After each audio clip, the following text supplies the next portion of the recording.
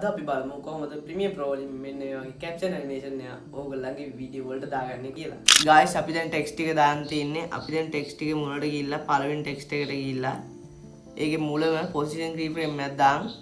ඒක පොඩ්ඩක් ඉස්සරහට කරනවා. ඒක ඉස්සරහට කරලා පොසිෂන් එක පොඩ්ඩක් පාත් කරනවා මේ පළවෙනි ටෙක්ස්ට් එකේ චූට්ටක් වැඩි නැතුව.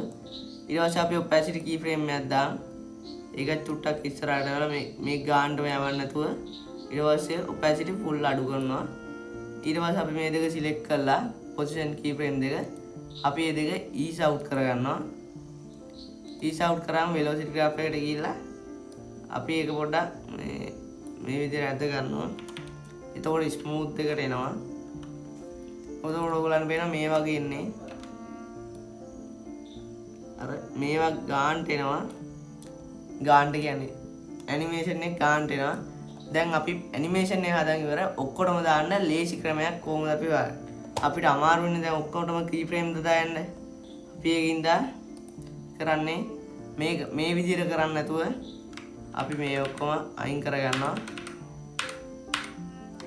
අපි ඊට පස්සේ ඉෆෙක්ට් පැනල් එකට ගිහිල්ලා ට්‍රාන්ස්ෆෝම් ඉෆෙක්ට් එක ගෙනහලා දාගන්නවා මේකට. ට්‍රාන්ස්ෆෝම් ඉෆෙක්ට් එක ගෙනහලා දාලා අපි ඉෆෙක්ට් කන්ට්‍රෝල්ස් වලට ගිහිල්ලා මේකෙන් අර කලින් කිව්ව විදිහටම හද ගන්නවා. මම දැන් හදා ගන්නවා.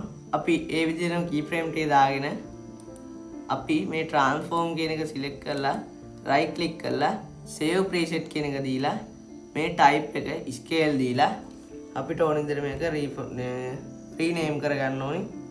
මම මේකට දෙනවා caption animation කියලා.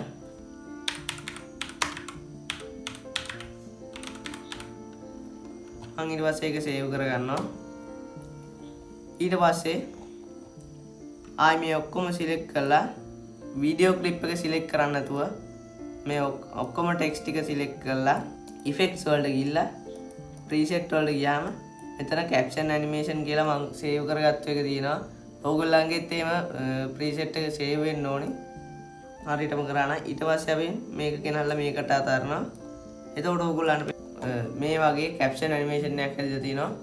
ඔයගොල්ලන්ට මේ වගේ වීඩියෝ බලා ගන්න ඕන subscribe කරලා like කරලා bell icon එක click කරගන්න.